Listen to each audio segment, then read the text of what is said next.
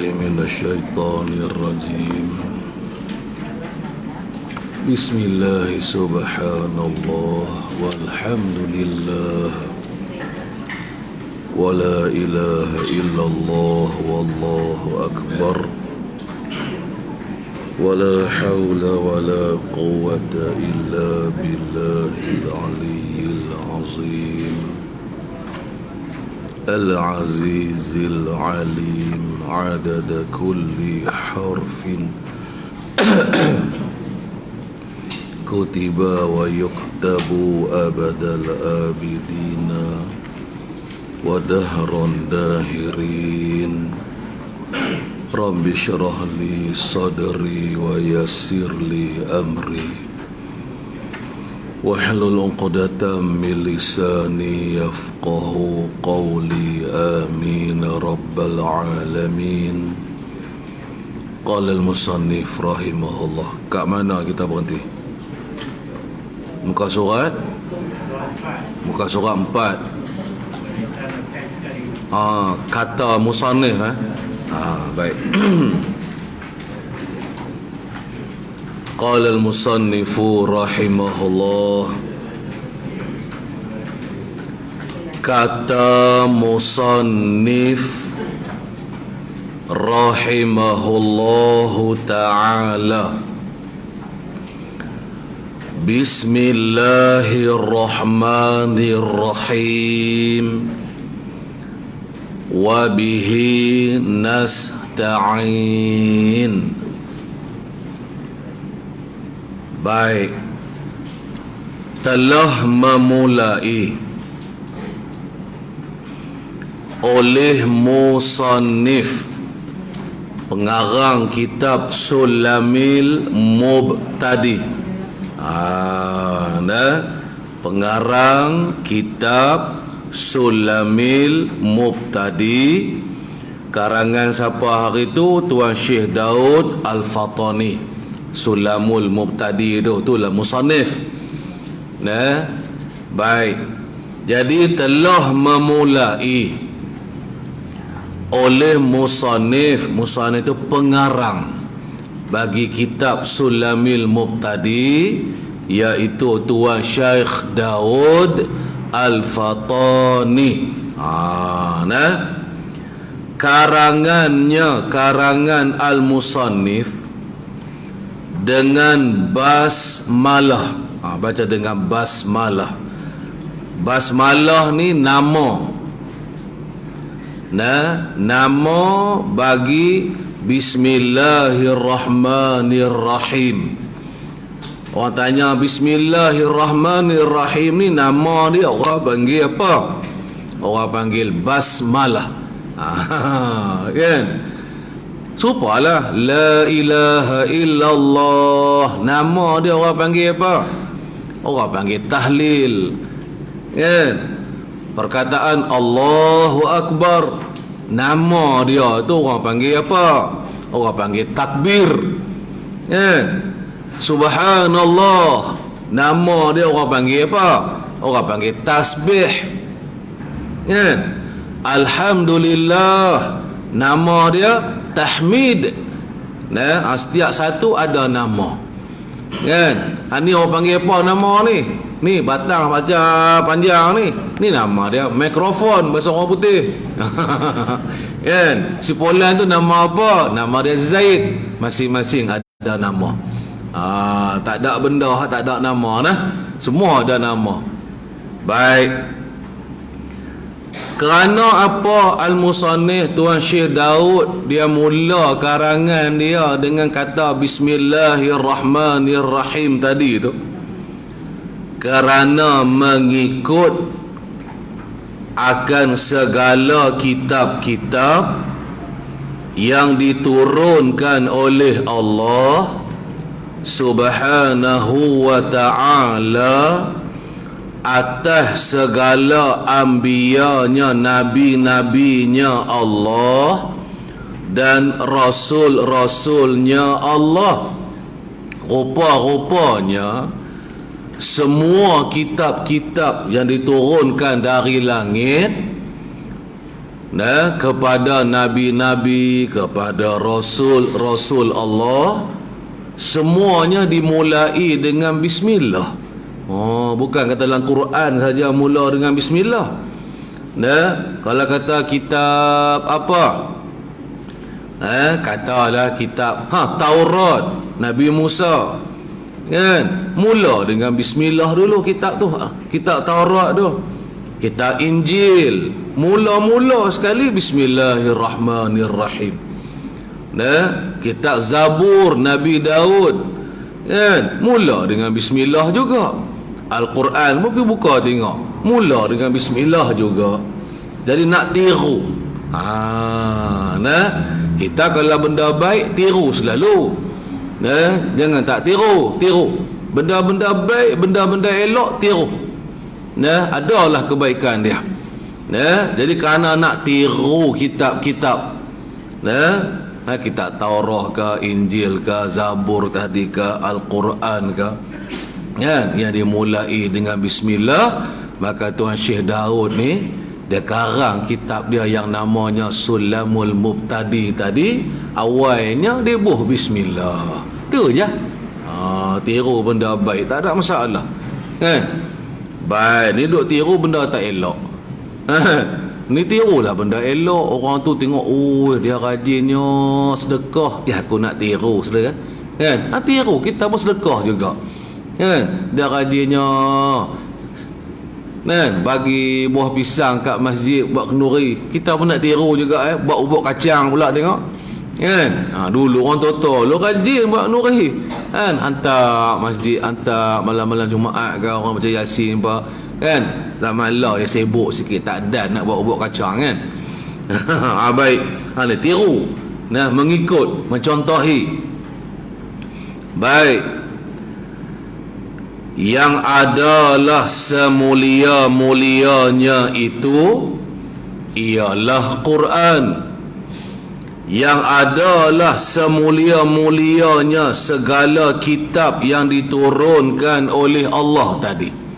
Banyak-banyak kitab yang diturunkan dari langit kepada nabi-nabi, kepada rasul-rasul Allah. Kitab hak paling mulia istimewa sekali ialah Al-Quran. Nombor satu sekali lebih, kelebihannya. Yang mana Quran ni, yang diturunkan dia Quran atas Nabi kita sallallahu alaihi wasallam. Yang mana kitab Al-Quran diturunkan sikit demi sedikit lah, kan? Melalui malaikat Jibril daripada langit dunia, sikit ke sikit, sikit demi sedikit, kepada baginda Rasulullah sallallahu alaihi wasallam. Nombor satu istimewa sekali kitab Al-Quran kita ni. Baik, sabda Nabi sallallahu alaihi wasallam. Jadi kita pun, kan, apabila nak apa-apalah, nak mengarang ke, nak tulis surat ke, nak type lah apa-apa ke, kan, zaman type, kan, tulis bismillah dulu. Tulis bismillahirrahmanirrahim, kan? Tak apa, lagu tu kita kalau kata nak, tapi kalau kita nak berkata-kata, nak bercakap, nak berceramah ke apa ke, beri salam dulu. Sunatnya, kan, memulai beri salam ni ialah sebelum berkata-kata. Assalamualaikum warahmatullahi, baru kita kata bismillahirrahmanirrahim, alhamdulillahirabbil alamin. Contohnya, kan? Baik, sabda baginda Nabi kita Muhammad sallallahu alaihi wasallam, bismillahirrahmanirrahim, fatihatu kulli kitabin. Boh baris elok, dan nak baca pula kat orang lepas ni. Bismillahirrahmanirrahim, fatihatu kulli kitabin. Senang je, pendek je hadis dia.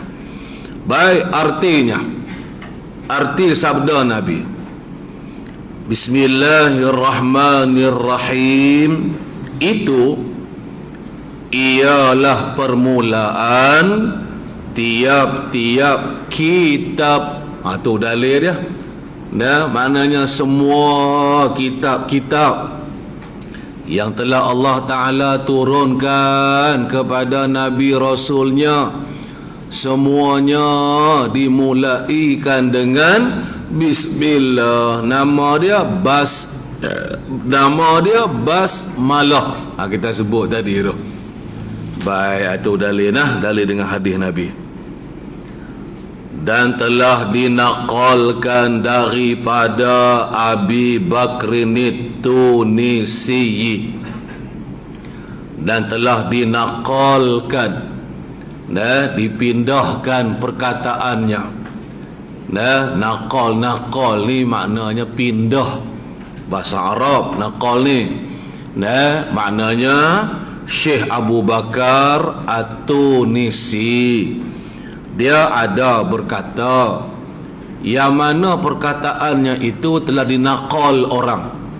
Ulama-ulama lain pula pindahkan perkataan dia ni, ambil, maka dinisbahkan perkataan ini, kata-kata ini daripada perkataan Syekh Abu Bakar At-Tunisi. Tu maknanya dinaqal.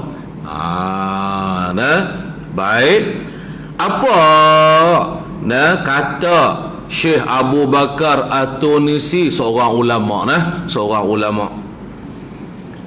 bahawa ini kata-kata dia, telah ijma' ulama'il muslimina. Ijma' tu tak ada khilaf lah, tak ada selisih pendapat langsung, semua setuju belaka. Seluruh ulama-ulama Islam kita ni kan, semua pakat iya belaka, setuju belaka. Tak ada kata tak ada, buah dak tu dak, semua saja. Tu ijma'. Baik, ijma' tentang perkara apa? Atas bahawasanya telah memulai oleh Allah Subhanahu wa ta'ala akan tiap-tiap kitab dengan Bismillahirrahmanirrahim. Tambahan daripada segi dalil, orang panggil tadi dalil dengan hadis Nabi. Ni kata pengarang kitab Kifayatul Muqtadi kita ni pula, dia buat main dalil dengan ijma' ulama. Dia sumber hukum. Kena ingat tu, sumber hukum kita yang pertama diambil daripada Al-Quran. Ingat tu. Sumber hukum yang kedua diambil dari hadis Nabi. Dan sumber hukum kita yang ketiga diambil dari ijma' ulama. Sumber yang keempat, yang keberapa dah? Yang keempat, daripada qiyas. Sumber yang terakhir, yang kelima, dia panggil kaedah istishabul asli. Mana-mana hukum hukum wajib ke, hukum sunat ke, hukum haram ke, hukum makruh ke, kalau kata diambil, bersumberkan daripada salah satu daripada 5 sumber hukum ini, maka hukuman tersebut sah, betul, tepat. Tu penjelasan dia. Sekali kata ala ulama je, ulama bukan maksum, kan? Jangan duk terpedaya dengan golongan yang mengatakan sumber hukum cuma dari Quran atau dari hadis. Ya tak, kita ahli sunnah ni sumber hukum dari 5 perkara ni. Baik, tak apalah. Jadi ijma' ulama kata bahawasanya telah memulai oleh Allah Subhanahu wa ta'ala akan tiap-tiap kitab, yakni kitab yang diturunkan tadi, tiap-tiap kitab, yakni kitab yang diturunkan atas segala anbiya-nya dan rasulnya tadi. Itu maksud tiap-tiap kitab. Lagi dia kata kitab ni pula. Ya, kitab-kitab daripada Allah kalamullah tu. Baik, dengan bismillahirrahmanirrahim. Itu ijma'. Tak ada siapa kata tak. Semua belaka, setuju belaka. Kan? Maka kerana tu kita pun al-musannif lah khususnya dia mulakan karangan dia ini dengan bismillah. Kalau orang tanyalah pasal apa mula dengan bismillah, kan, takut dia tak tahu pasal apa, ataupun takut kita pun tak tahu pasal apa, kan. Itu al-musannif pengarang kitab kita khabar ni pasalnya hak ni, kan. Maka kita dah tahu pasal apa, kita pun sunat, kan, mulakan dengan bismillah. Nak makan bismillahirrahmanirrahim, kan. Nak tidur sat lagi bismikallahumma ahya wa amut. Tidak. Apa lagi? Pakailah, ikutlah apa benda kita mula nak buat ni, kan. Ada sembahyang nak baca Fatihah, kena baca bismillah, kan. Semualah ada hak wajib, ada ketikanya wajib, ada ketikanya sunat. Kita mula dengan bismillah. Habis tang situ. Dan telah berkata Nasafi, Imam Nasafi, dia salah seorang ulama tafsir Quran. Imam Nasafi ni, baik, dia ada tafsir dia. Kitab tafsir Quran dia panggil tafsir Nasafi. Pergi beli ya dalam bahasa Arab lah. Tebal yang amat lah pula, tebal sangat kitab dia tu pula, zaman lah kurang dah orang mengaji kitab-kitab lagu tu. Baik, orang pondok ya dok alik dok mengaji kitab-kitab tafsir hak hebat-hebat besar-besar ni. Dia kata pada tafsirnya Nasafi. Tafsirnya namanya tafsir Nasafi lah, nama kitab tafsir dia tu. Apa kata Imam Nasafi? Kata qil. Ini kata-kata dia. Kata qil, katanya setengah ulama. Kalau kata qil, maknanya setengah pendapat.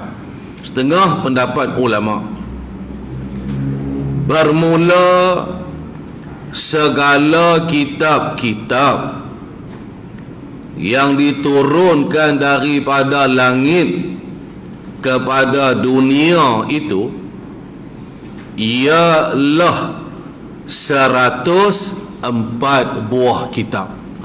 Kita duk mengaji ilmu tauhid tu, hak beriman dengan kitab-kitab Allah, kan. Hak duk mengaji lah dalam kitab Usuluddin tu, tajuk beriman dengan kitab-kitab Allah. Ni mana kitab-kitab yang Allah Ta'ala telah turunkan ayat-ayatnya. Bukan turun kitab tu, turun ayat-ayat. Apa dihimpunkan jadilah sebuah kitab. Kan? Lagi pergi faham Allah Ta'ala turunkan dari langit kitab Al-Quran sebiji ke Nabi kita Muhammad. Bukanlah itu maksud dia. Turun pula sikit demi sedikit, kan. Akhirnya dihimpun, maka terkumpul jadilah sebuah kitab. Kitab tu dipanggil namanya kitab Al-Quran. Begitulah kitab-kitab Nabi yang lain pun. Baik, jadi sebanyak 104 buah kitab.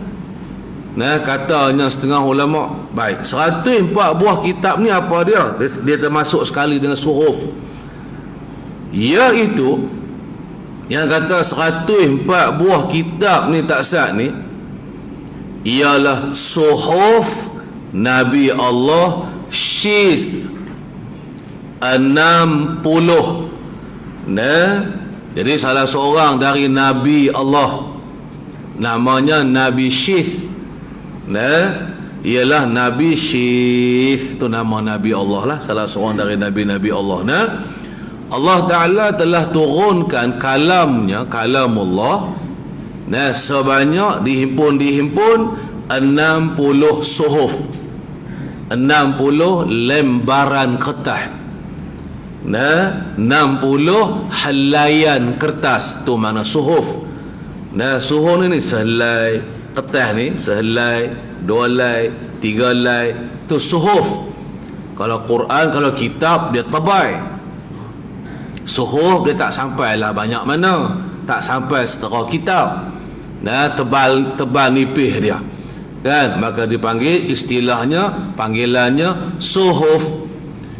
Sebanyak 60 suhuf ke Nabi Allah Syith. Dan suhuf Nabi Allah Ibrahim pula sebanyak 30. Tu kita dah baca surah Sabbihisma Rabbikal A'la tu. Kan, suhufi Ibrahim wa Musa. Dah baca tu. Kan, dan suhuf Nabi Ibrahim. Lepas tu Nabi Musa sebelum turun kitab Taurat, mula-mula turun suhuf dulu. Lepas tu baru kitab Injil. Pada kitab Taurat, Nabi Musa kitab Taurat Jadi katanya Imam Nasafi, katanya setengah ulama, dan diturunkan kepada Nabi Ibrahim sebanyak 30 suhuf. Capoklah sekali lagi, dapatlah jawapan dia 104 buah kitab. Capok sekali dengan suhuf, sekali dengan kitab. Dia kira sekali. Kemudian dan suhuf Nabi Allah Musa sebelum daripada diturunkan Taurat. Sebelum Nabi Allah Musa diperintah oleh Allah supaya naik atas bukit Turi Sina tu di Mesir sana tu, kan, bermunajat kepada Allah selama 40 hari, kan, maka diserahkan urusan umat kepada Nabi Harun alaihissalam. Ada kena buka tafsir Quran. Kita boleh baca, kita boleh tahu kisah-kisah sejarah ni. Baik, selama 40 hari tu bermunajat Nabi Musa kepada Allah Ta'ala, maka diturunkan sedikit demi sedikit kitab Taurat. Kan, cukup 40 hari baru selesai, baru cukup sebuah kitab Taurat. Sebelum daripada diturunkan kitab Taurat, Allah Ta'ala telah turunkan, kurniakan kalamnya kepada Nabi Musa yang kita panggil suhuf tadi. Berapa suhuf, berapa lembaran, berapa helaian kertasnya? Iaitu sebanyak 10. 10 suhuf. Gitulah maksud dia. Kemudian dan Taurat. Lepas tu barulah turun kitab Taurat Nabi Musa, dan Zabur Daud, dan kitab Zabur bagi Nabi Daud alaihissalam, dan Injil Isa, yakni diturunkan kepada Nabi Isa, dan Furqan. Al-Quran ni banyak nama. Salah satu namanya dipanggil Al-Furqan. Jadi Furqan ni iaitu Furqan ialah Quran. Cukuplah 104 buah. Kira kira tengok. Campur dapatlah jawapan 104 buah kitab. Yang mana Al-Quran ini yang diturunkan dia tu Quran atas Nabi kita Muhammad sallallahu alaihi wasallam. Al-Quran diturunkan kepada baginda Nabi Muhammad sallallahu alaihi wasallam. Cukuplah kita kira-kira semua ada 104 buah kitab. Semuanya dimulai dengan Bismillahirrahmanirrahim. Tu naknya. Baik, mudah ya, tak payah mana kita mengaji, mudah-mudah ya. Baik, itu sebab yang pertama kenapa Tuan Syekh Daud dia mulakan kitabnya dengan bismillah. Nah, sebab yang pertama nak meniru ni lah, kan, nak meniru, nak mencontohi, nak mengikut, kan, kitab-kitab Allah yang dimulaikan dengan bismillah. Itu sebab yang pertama. Sebab yang kedua, dan lagi kerana beramal dengan sabda Nabi sallallahu alaihi wasallam. Apabila kita kata mengikut, bermaksud dalam Al-Quran tak ada perintah suruh kita mulai dengan bismillah. Dalam Al-Quran tak ada ayat, tak ada ayat yang menyuruh kita mulaikan sesuatu dengan bismillah ni, tak ada, kan. Cuma yang ada di awal Al-Qurannya tertulis bismillahirrahmanirrahim. Hanya kerana tu ya kita tiru, kan. Tapi dalam hadis Nabi, tetapi dalam hadis Nabi ada suruh, yang mana maksud hadis ni membawa maksud kita disuruh memulaikan suatu perkara saat ni dengan bismillah. Apabila ada suruhan, bermakna kita disuruh buat, maka kita pun buat. Itu makna amal. Kita kata nak beramal tu. Nak beramal dia pasal kerana nak mematuhi, nak buat, sebagaimana suruhan baginda Rasul yang menyuruh kita mula dengan kata bismillah. Tu yang musannif mula kitab dia dengan bismillah tu. Dua sebab. Kena fahamlah maksud dia tu. Baik, apa bunyi hadis Nabi dia? Sabda Nabi sallallahu alaihi wasallam, kullu amrin dhi balin la yubda'u fihi bi bismillahirrahmanirrahim fahuwa aqta'u.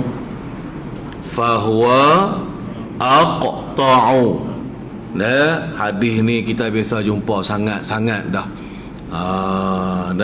Cerita tentang kita kena mula sesuatu ni dengan bismillah. Kalau tidak, tak ada berkat. Tanam pokok tapi tak mau nak buah. Kalau kita keluar buah pun 2-3 biji ya. Berkat ni umpamanya, buah penuh atas pokok tu. Tu berkat tu. Kan? Ni habis duit beli baja beratus dah. Kan? Keluar buah Allah. Kan? Kita katalah, kan, mulut kita ni. Keluar adalah 2-3 tahan, 2-3 tangkai moktan tu. Kan? Tak berkat sungguh pokok ni.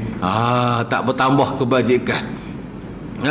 Ni ke tak ada kata buah baja apa daripada kata MPK ke gula ke apa, tak ada. Kan, buah baja apa? Baja asli lah. Kan? Tengok tu dia nak patah dahan tu. Dia kata kalau buah tak ni, berkat semua tu, bertambah kebajikan. Dia bertambah, itu masuk berkat. Baik. Jadi artinya, tengoklah erti hadis ni, kan, kita nak hidup kita tu diberkati Allah. Kalau kata kita dapat rezeki, dapat duit tu penuh dengan keberkatan. Kan, mana kata bukan masuk duit tu banyak, kan, ada keberkatan walaupun sikit, kan, tapi kita jadi hamba Allah yang taat, kerja amal ibadat kita tak berkurangan, makan minum kita cukup. Duit yang sikit tu, duit yang tak berkat ni banyak sekali macam mana pun, tapi tak cukup. Kan, tapi tak pernah cukup, banyak duit. Tak tahu duit tu habis lagu mana pun tak tahu. Tak ada nampak pun beli apa. Misalnya, itu nak bagi nampak hak masuk berkat dengan tak berkat ni. Artinya, arti sabda Nabi, tiap-tiap pekerjaan yang dicita-cita, yang tiada dimulai padanya pada tiap-tiap pekerjaan tadi dengan Bismillahirrahmanirrahim, maka iaitu tiap-tiap pekerjaan hak kita tak mula dengan kata Bismillah tu, ialah terpotong. Nah, apa makna terpotong, terkerat, terputus ni? Yakni maksud terpotong, yakni tiada berkat padanya, nah, pada tiap-tiap pekerjaan. Nah, dia asal terpotong, dia macam ekor kambing, ekor haiwan, kambing ke kan, dia ada ekor kan. Lepas tu siapa tak tahu pergi libas dengan golok tu, putus ekor tu. Putih tak ada ekor tu weh, kontot tu weh. Tu maksud terputus, asalnya gitu. Jadi maksud terputus, terpotong ni, reti dia ialah tak ada berkat. Maknanya tiap-tiap pekerjaan yang dicita-cita saat ni, maksudnya apa? Maksudnya perkara itu bukan haram, bukan makruh, bukan haram zati, bukan makruh zati, wajib pun tidak, sunat pun tidak, ataupun dia ni tak ada perintah, atau tidak dimulai dengan suatu yang lain. Seperti semayang, tak sunat kita nak semayang Bismillahirrahmanirrahim, Allahu Akbar, tak sunat kata Bismillah. Yang pertama, sebab semayang tu wajib. Yang kedua, sebabnya dah dimulai dah semayang tu, ada permulaan dia. Permulaan bagi semayang ialah Allahu Akbar. Awaluha takbir. Permulaan bagi semayangnya ialah takbiratul ihram. Tu permulaan dia. Kemudian penutupnya taslim, wa akhiruhat taslim. Dan kesudahan akhir bagi sembahyang ialah bagi salam. Dia ada awal, dia ada akhir sembahyang ni. Maka yang kita nak mulakan sesuatu dengan bismillah kalau sesuatu tak ada permulaan lagi. Contoh macam nak makan, suap masuk mulut tu bukan permulaan. Sebab tak ada permulaan bagi makan, maka kita mulakanlah makan kita dengan kata bismillah. Lagu itulah minum. Tak ada mula bagi minum yang ditetapkan oleh syarak, kan? Maka kita mulakan dengan bismillah. Bermaksud kalau kita makan, katalah makan, kita makan ke atau kita minum ke, tapi kita tak baca bismillah, makan tu tak ada berkat, minum tu tak ada berkat. Tu maksud dia. Jadi benda kalau tak ada berkat, maknanya tak ada khair, tak ada kebajikan bangsa akhirah. Kita makan ni sebenarnya, kan, sebenarnya makanan yang kita makan masuk dalam badan kita, minuman apa semua, kita nak ia jadikan satu tenaga, kekuatan, riang kepada kita ni, untuk buat kerja taat kita dengan Allah, kan? Kita nak bergerak-geri lah, nak buat amal ibadat, kan? Mana nak larat kalau tak makan, kan? Kena makan, kan? Tak ada tenaga kita nak semayang ke, kita nak puasa pun, kan? Tak makan sok, letih lah, kan? Ada kita makan tu siang, makan sok tadi ni, kan? Gunanya pasal apa? Pasal nak bagi kita ada tenaga untuk berbuat ibadat. Jadi mudah-mudahan ia jadi kekuatan bagi kita untuk beribadat. Tetapi kalau makan minum kita ni tak berkat, makan banyak, sekali hentam nasi 3 pinggan, Kan? Minum air sejak seorang dia ya, tu dia. Porok tu boroi gitu ya. Tapi tak ada kekuatan, kemampuan pun nak buat ibadat. Tu dalih hang makan jadi taik ya. Jadi hampah ya. Kan? Tak ada berkat langsung makanan hang ni. Tak ada berkat langsung minuman hang ni. Harta hang ni tak ada keberkatan. Kan? Tak ada manfaat bangsa agama yang dapat hang lakukan, yang dapat hang buat. Nah, itu contoh bab makan minum. Nah, lagu itulah, ikutlah apa benda pun. Kan? Makna kata kalau ada buah, ada hasil daripada sesuatu tadi yang kita perolehi, itu contoh makna berkat. Kalau makan, ia berbuahkan ketaatan kita kepada Allah, yang membuahkan kita tu jadi orang yang semakin kuat mengerjakan taat. Oh, kita makan minum tu ada berkat. Nah, bukan kata makan saja, makan ikut kerana nafsu kita saja. Alah gitu contoh dia. Supalah duit ringgit, kan, reta benda. Nah, dia tak nanti banyak reta benda ni kan. Sikit pun tapi kalau ada keberkatan, nah, oh hidupnya dunia akhirat boleh khair. Dapat kebajikan ni, pasal ada berkat di situ. Kan? Ni tak ada berkat. Supaya kita duduk di rumah kayu lama. Dia guru dia buat misal dengan rumah lama. nak bagi nampak lah ada berkat tak ada berkat. Rumah ni katalah rumah kayu, rumah tidak kayu pun serupa. Contoh kita kata rumah kayu, kita kena duduklah rumah kayu tu. Baru bangkit seri dia. Baru rumah tu sihat. Contoh. Tapi kalau kita tinggal, tak kira lah tinggal lama mana, sebulan ke 2 bulan ke, mai pula tengok punya buruk, nak reban dah, anai-anai tu dia penuh, naik makan habis semua kayu. Tu mana dia koi berkurangan.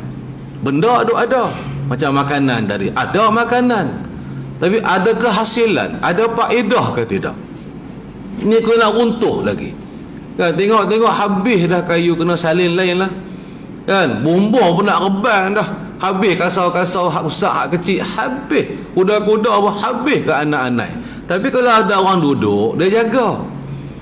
Kan, nampak anak-anak baru nak naik buat highway dia tu, dia tinah dah. Terjaga. Tu contoh. Kan, nak habaknya ada manfaat, ada bertambah keuntungan, ataupun kau nak kebal macam rumah tadi tu. Itu contoh nak bagi nampak macam mana hak kata berkat nah. Kan? Lagu itulah kiasan orang tua-tua zaman itu. Kan? Guru-guru pun buat misal gitu lah. Tu jadi apa maksud daripada hadis ni? Maksud daripada hadis ni banyak. Salah satunya kita disuruh mencari keberkatan. Ingat faham maksud tu dulu. Dalam hadis ni membawa maksud kita disuruh oleh Nabi mencari keberkatan. Setiap suatu pekerjaan yang kita buat, kita nakkan keberkatan padanya. Kita nakkan kurniaan keberkatan daripada Allah kepada kita lah. Atas setiap perkara pekerjaan apa pun kita buat, carilah, tuntutlah keberkatan. Kerana keberkatan tu disuruh kita cari. Dengan dalil Nabi suruh kita baca bismillah. Apabila kita baca bismillah, mudah-mudahan ada keberkatan. Perjanjiannya ada keberkatan. Kalau kita mulakan kerja buat kita saat ni dengan bismillahirrahmanirrahim. Nak naik motor pun start tu sebelum tu bismillahirrahmanirrahim. Nak start kereta tu bismillahirrahmanirrahim. Nak masak nasi tu sekejap lagi, nak basuh ke apa, buah ayam nak basuh nasi tu, basuh beras tu, bismillahirrahmanirrahim. Mudah-mudahan nasi yang makan sekejap lagi jadi berkat. Itulah nak fahamnya. Setiap suatu lah ikutlah apa kerja kita buat. Mangkit tidur ke, nak tidur ke, nak makan ke, nak minum ke, apalah, nak pakai baju ke, kan, bismillah. Kan, nak keluar rumah ke, nak pakai kasut, pakai lipa ke, bismillah.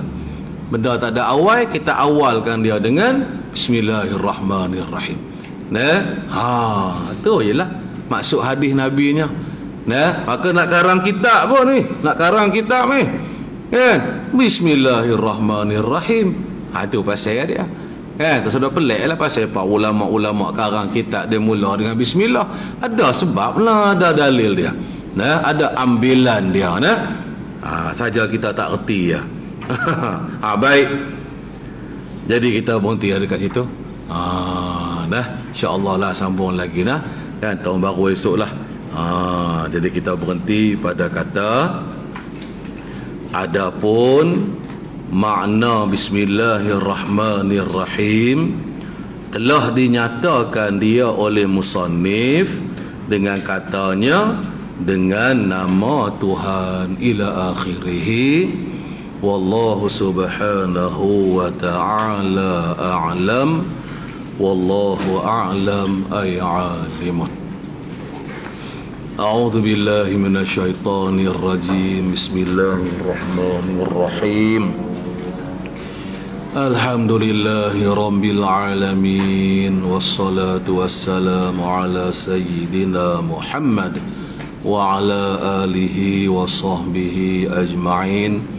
Allahumma aftah alaina futuhal arifin bihikmatik wa anshur alaina rahmatak wa dhakirna ma nasina ya dhal jalali wal ikram.